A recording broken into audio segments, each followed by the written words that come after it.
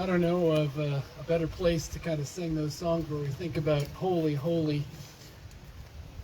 You know, holy means separate, other, distinct, than being out here where you just look at things that we can't create. We don't have the ability to create.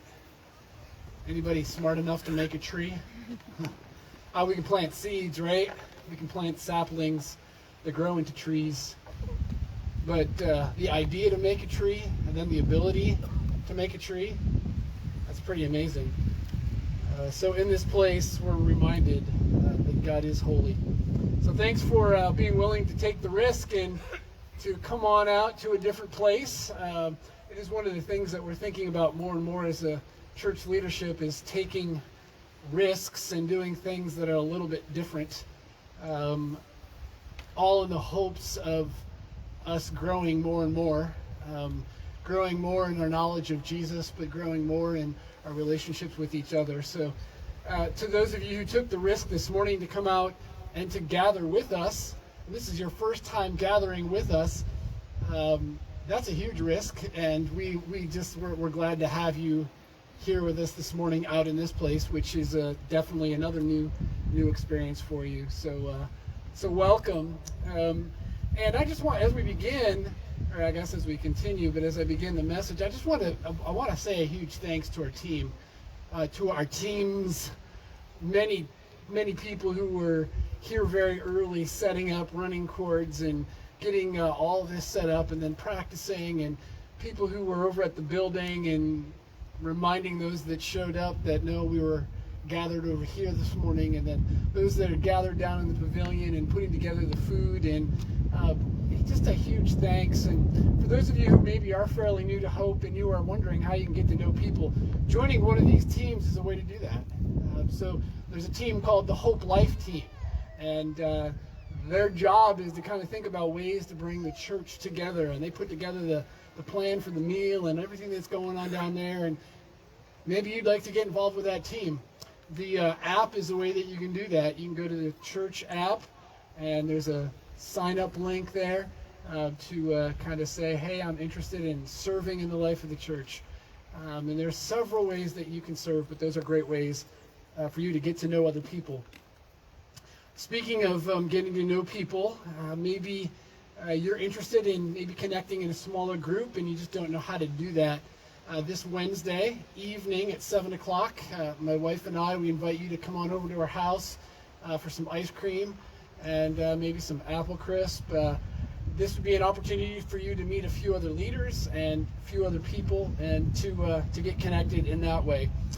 Secondly, just direct you to our service next week and coming at the 9 o'clock hour to participate in the About Hope class. It's another way for you to kind of get connected with other people. You meet other individuals, but it's also an opportunity for you to find out more about the church. And for those of you who are in the 18 to 23 year category, maybe you're a college student, maybe you've not in college, you've already graduated from high school and you're in the workforce, and you're wondering, is there a place for me to connect? Well, we are starting a new group on Sunday, October 31st, between 3 and 5 o'clock. Matthew and Heidi Grab will be giving leadership to that. They'll be opening up their home, along with Dustin Forbes, who's our new pastoral intern. And if you're interested in finding out more about that, contact Matthew and Heidi. You can also see more information on the email that was sent out in the happenings at Hope. But if you know anybody that's 18 into the early 20s and looking to connect, that's a place for them to do that. And then just the last announcement is to let us know that on the 14th of November, we have a congregational meeting. In that meeting, there'll be two significant things that as a congregation we'll be making decisions on. One is to affirm 3 new elders, and then the second thing is to approve our church budget. Budgets will be made available. They actually are sitting over in the church lobby right now, so we encourage you to pick those up. And if you have any questions, there's going to be a meeting in between services on October 31st as well as November 7th for you to meet with elders to just ask any questions. We encourage you to do that. All right. announcements are done and out of the way. As we get started this morning in this message, I'm going to just tell you a story. And actually, this isn't my story. It's a story that was shared with me by Gary. And Gary tells the story like this. He says not too long ago, he was a little hungry. It was lunchtime, so he stopped at McDonald's. Now, I'm not sure that he had a Happy Meal. He probably didn't have a Happy Meal.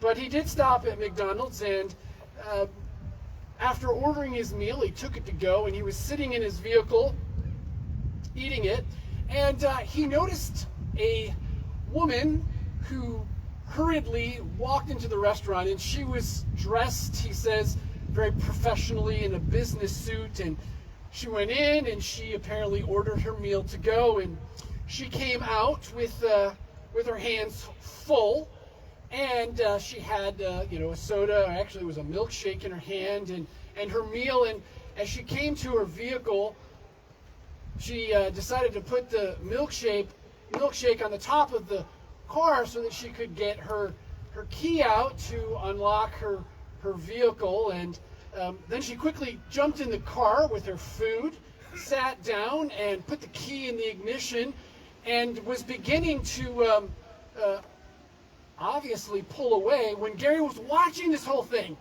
And seeing that milkshake on the roof of her car, he could envision the bad things that would happen. And so he quickly motioned to the lady and then started pointing at the roof of her car. He got her attention, but apparently she didn't appreciate the kind message that he was attempting to deliver. And so she returned his hand gestures with another hand gesture. Not a very friendly hand gesture.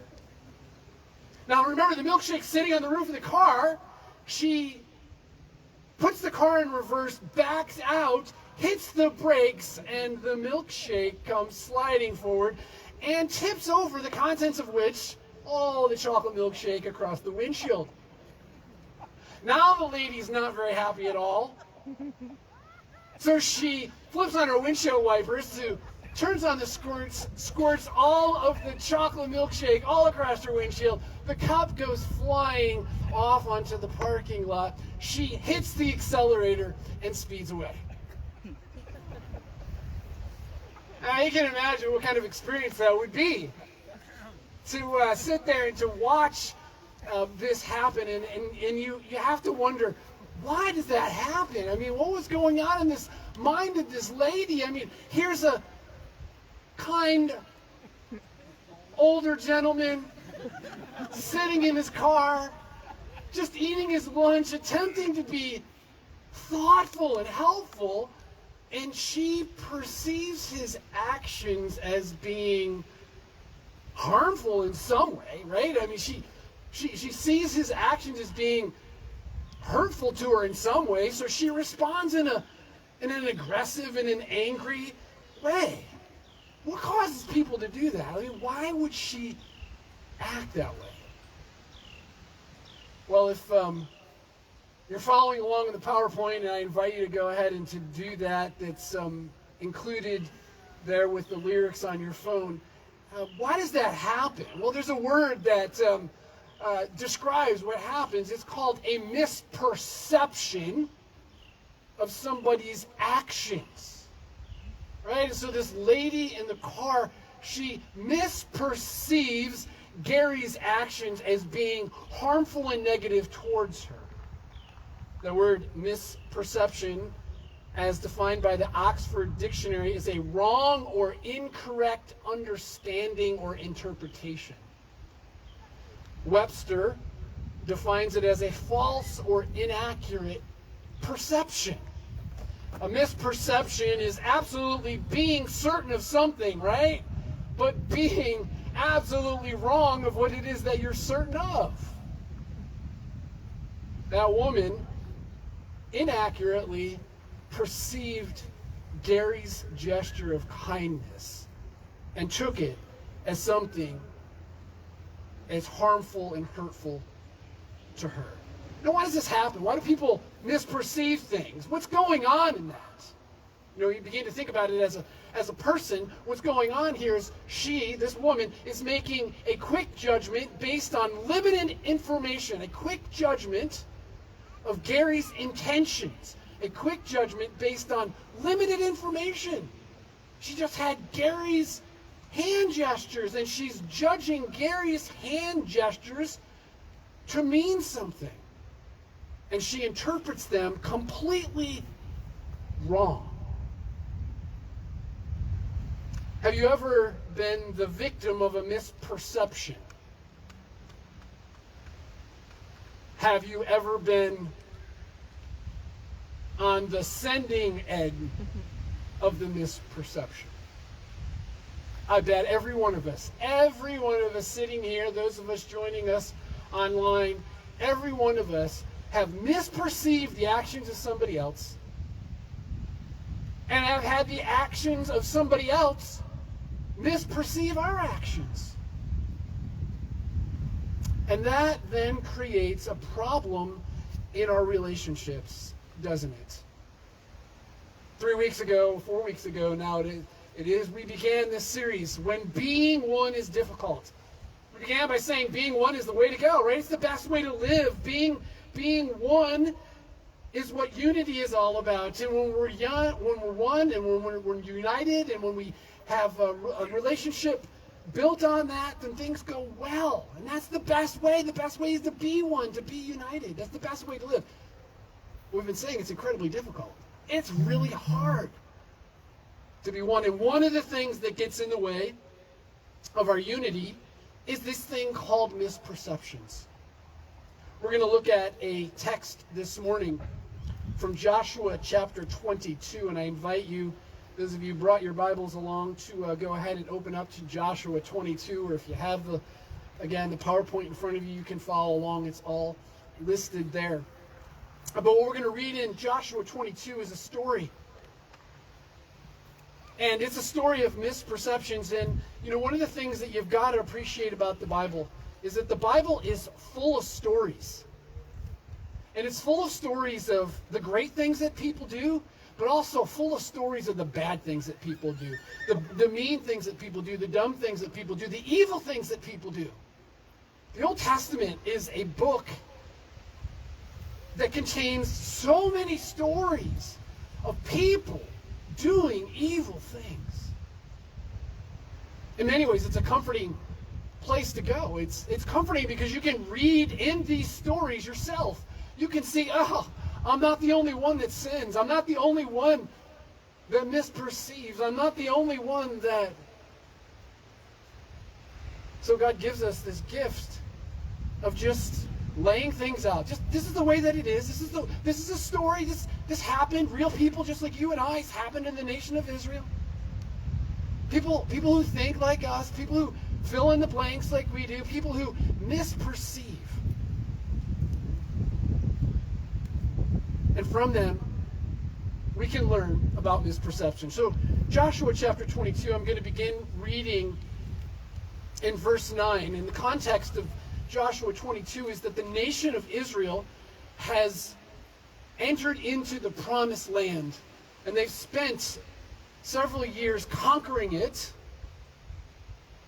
And now, Reuben, Gad, and the half tribe of Manasseh are free to return to their home, which they had conquered the very first. They were the very first ones to conquer as they entered into the promised land. It was on the east side of the Jordan. And what we find here is in Joshua 22 is the nation has come to rest and they're settling the land. And so the Reubenites, the Gadites, and the half-tribe of Manasseh, they left the Israelites at Shiloh in Canaan to return to Gilead, their own land, which they had acquired in accordance with the command of the Lord through Moses.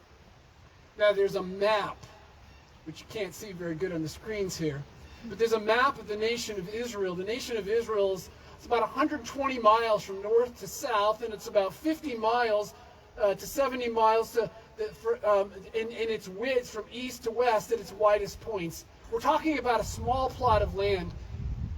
The Jordan River runs kind of through the center of the country, with the Dead Sea being at the very bottom, the mountains way up at the north, and the fresh water runs through the River Jordan. And the River Jordan kind of separates the east from the west. And so the Reubenites, the Gadites, and the half-tribe of Manasseh are returning to the eastern shore, to home. And when they come to the shores of the Jordan, verse 10 tells us, when they got to Gileath, I don't know. I'm not good at Hebrew.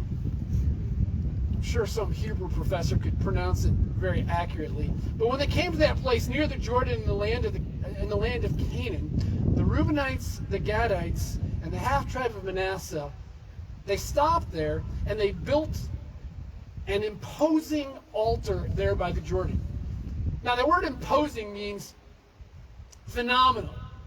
It's a spectacle. It's awesome. It pertains to an object that is very large. It's kind of like talking about King Kong. You look at King Kong, he's a big ape, right? He's an oversized ape. And that's what we have here, is an oversized altar, a large altar, an imposing altar that the Reubenites, the Gadites, and the half-tribe of Manasseh, they pause and they build. Now that's going to become very important as we progress through the story, because what we find that happens next in verse 11, when the Israelites, the other 10 tribes, heard. Now that's a significant statement here. When the Israelites heard that they had built this altar on the Jordan of the Canaan at Gileath near the Jordan on the Israelite side, the whole assembly of Israel gathered at Shiloh to go to war against them. Whoa, wait a minute. They just hear, they get a message that there's a big old altar out there, a big King Kong altar that's out there built along the side of the Jordan, and they decide that they're going to gather to go to war against their brothers. It'd be kind of like this side of the gathering here, building an altar over here, this big, huge altar, and this group over here sees this over here, and they say, we're going to get our weapons, we're going to come over here, we're going to kill you guys. We're a church family. We're to be one, right? Being one is the way to be. The nation being one is the way to be. But now they're going to pick up arms to go after each other. Because why? Because they heard that their brothers had built an imposing altar. What happens next in the story is that the nation of Israel appoints one leader from each of the 10 tribes to go along with Phinehas, the high priest, and to have a conversation with their brothers and sisters. As we read in verse 15, this is what happens. When they went to Gilead, to Reuben, Gad, and the half-tribe of Manasseh, they said to them, the whole assembly of the Lord says, how could you break faith with the God of Israel like this? How dare you do this? How could you turn away from the Lord and build yourself an altar in rebellion against him now? How dare you do this? Now, why is this such a big deal? Verse 18, are you now turning away from the Lord? This is really important. If you rebel against the Lord today, tomorrow he will be angry with the whole community of Israel. And in verse 20, and when Achan, son of Zerah, acted unfaithfully regarding the devoted things, did not wrath come upon the whole community of Israel? He was not the only one who died for his sin. It was the whole nation who died, was affected for the actions of one's sin. So they're concerned, right? So they're over there saying, hey man, what are you guys doing? You're crazy. This is going to affect us in a negative way. Why build this big old altar? Why turn against God? We over here living on the other side are going to pay the price for your choices and your actions. Verse 21 tells us, then Reuben, Gad, and the half-tribe of Manasseh replied to the heads of the clan of Israel, the mighty one, God the Lord, the mighty one, the God.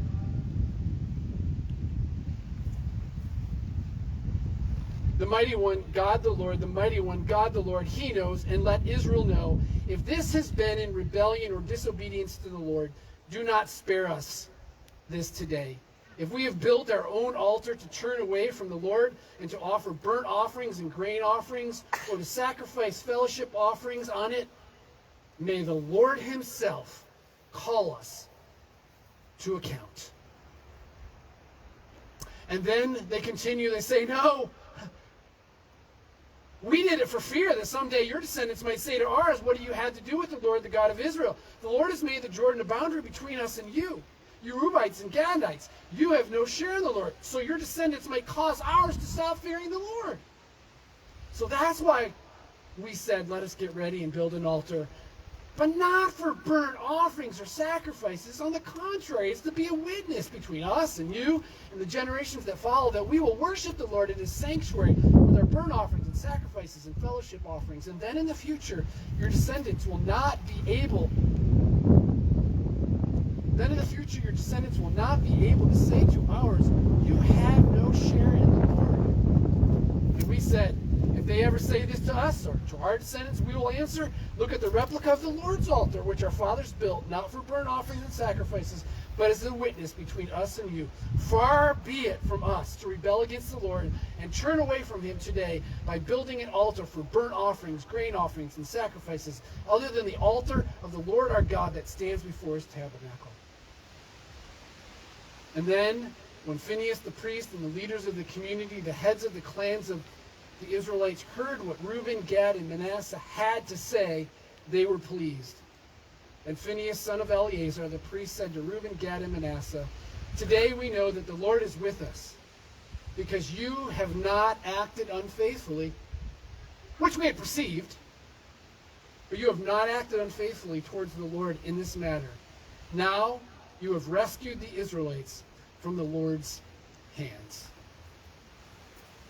So this is an interesting story. It's an interesting story of misperceptions, and I think there are three things that we can take away and learn from in the story. And the first one is just simply this, right? We make quick judgments with the information that we gather from around us, through our eyes, through our ears. We make quick judgments with little information about the intentions of other people.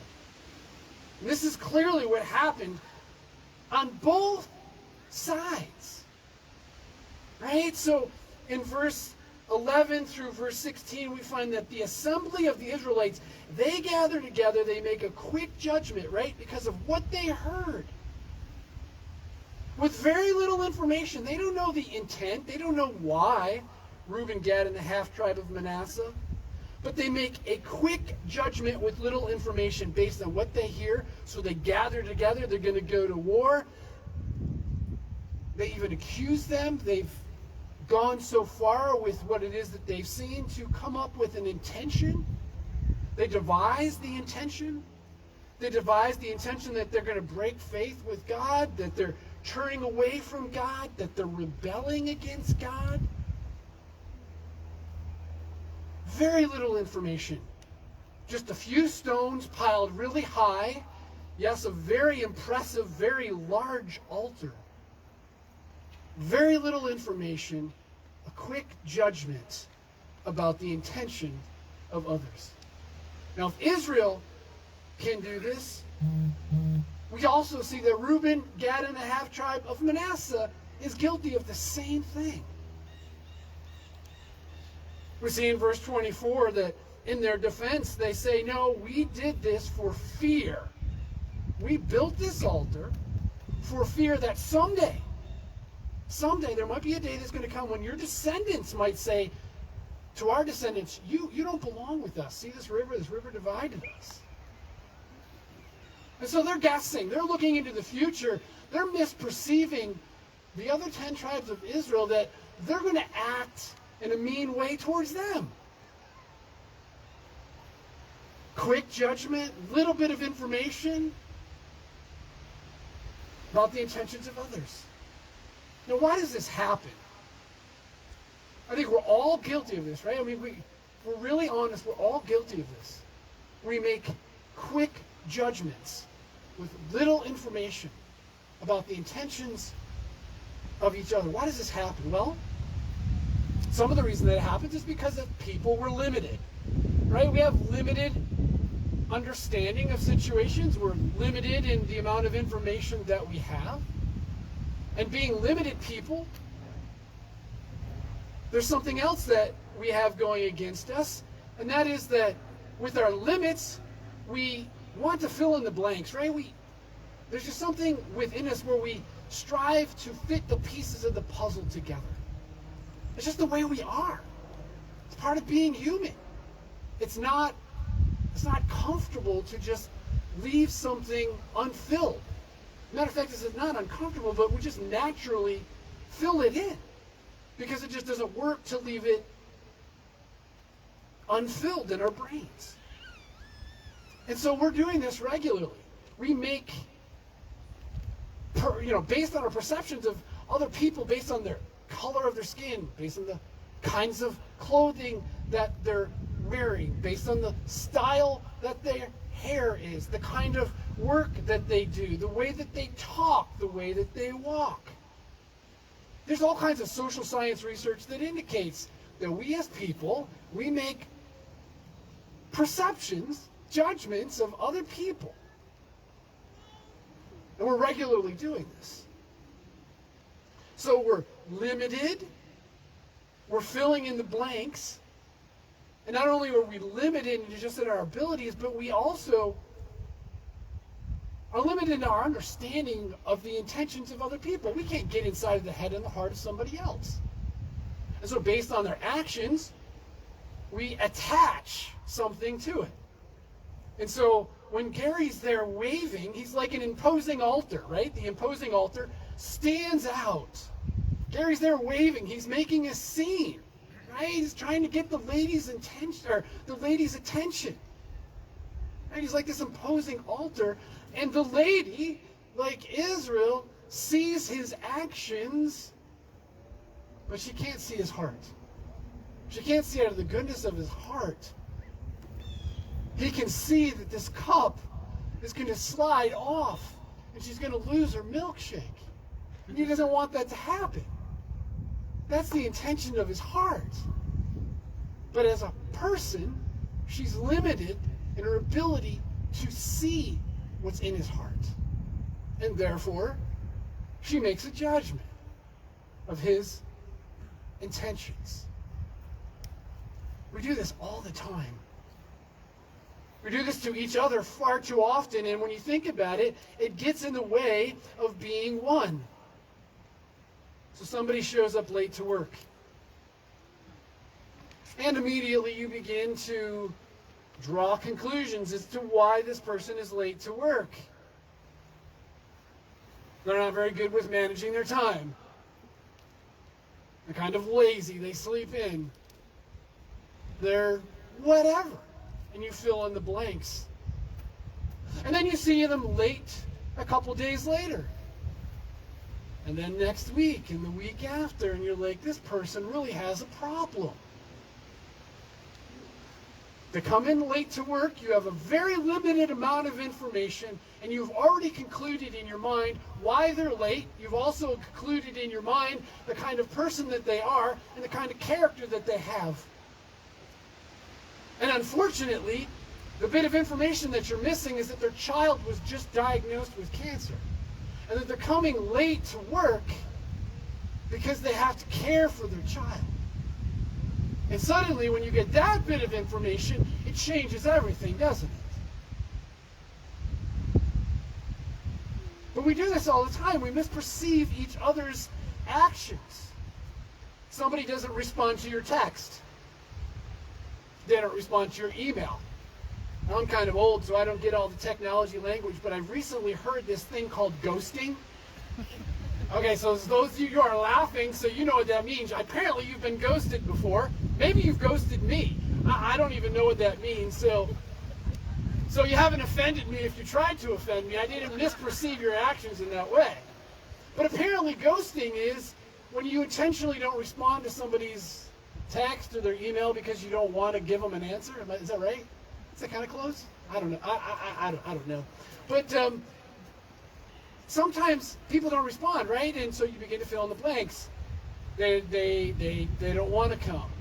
They're offended by what it was that you said. Which, by the way, email and text isn't a horrible way to communicate, especially about emotion. I mean, how often do our emails get misperceived? Our text gets misperceived, right? You're trying to communicate this and that, and so this emotion gets read into that, and now we've created a whole story in our mind about what this other person is doing and thinking and acting, only to find out later on that, wow, was I way off? We are no different than the story that we just read in Scripture as people.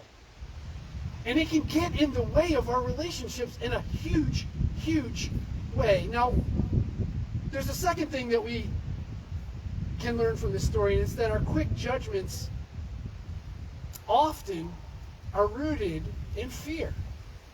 We saw that on both sides with both of these groups, right? So you have Israel concerned that they're going to experience the wrath of God because Reuben, Gad, and the half-tribe of Manasseh go ahead and make an altar, and they're going to, they think, offer sacrifices there.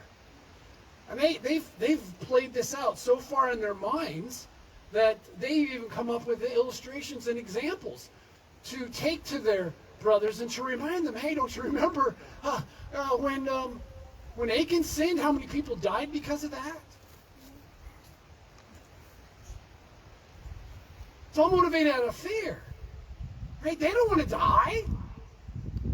And so they begin to fill in blanks about what's going on here, and wanting to protect themselves, they take up arms to go kill. They're going to go to war against their brothers. Why? That's out of fear. It's out of self-protection. It's the same thing that Reuben, Gad, and the half-tribe of Manasseh, right? They actually said it. They said, no, we did it for fear. We built this for fear that someday you guys would attempt to cut us off.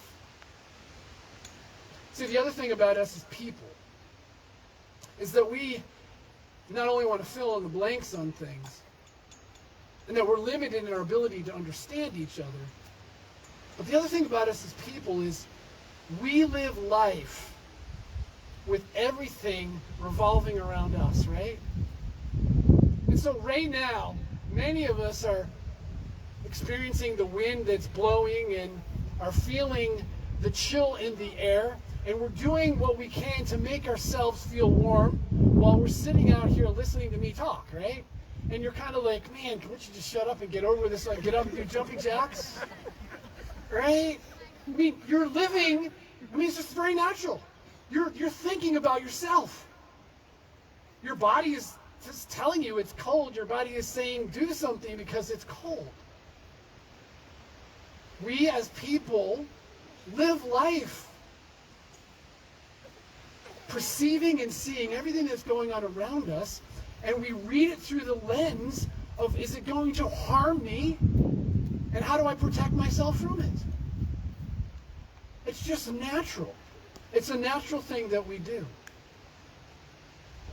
And perhaps it's rooted in the fact that we're fallen people.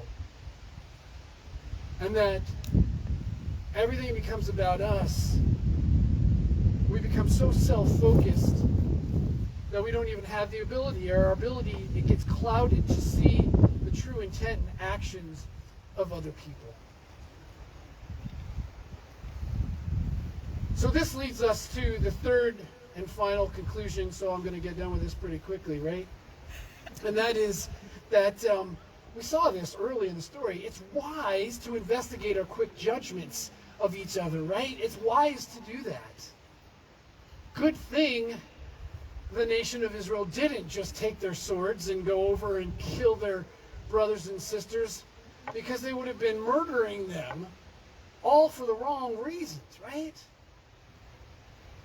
But they were wise. They appointed 10, one leader from each tribe, to go and figure out what all was going on. And I think that's a good way for us to end, is just kind of end on this note of reminder that, yeah, we as people are quick to make judgments, and with those quick judgments, with a little bit of information, we're judging the intent of other people. And secondly, we do that out of fear. So third, it would be wise for us to investigate before we just jump in, right? So before we go to war with our kids because they didn't clean their room, it might be wise to find out why they didn't clean their room. There may be, if we don't go on past experience, and there may be a legitimate reason why the room didn't get cleaned this time, right? And before we go to war with our spouse as to why he or she is not ready on time, it might be wise to pause and to investigate and to attempt to uncover why it is. It's too easy for us to get mad at each other. It's too easy for us to misperceive the actions of each other, and thus to bring about a wreck in the relationship or damage in the relationship. And if we are living in a time in our country, in a time in our culture where that stuff takes place and it just gets in the way, man, I can't think of a time unlike the time that we're living in right now. It's so easy to misjudge, to misperceive the actions of each other. So we're attempting to navigate and live in our culture today. And so it's important for us to just, every time we see a McDonald's cup, to remember that, we can misperceive somebody's actions. We need to be really quick to not jump to those conclusions. It would be worth it to investigate before we just conclude that the way that I filled in the puzzle with the piece that I put in there maybe isn't the right piece. So that we can stay one rather than being divided. Would you pray with me?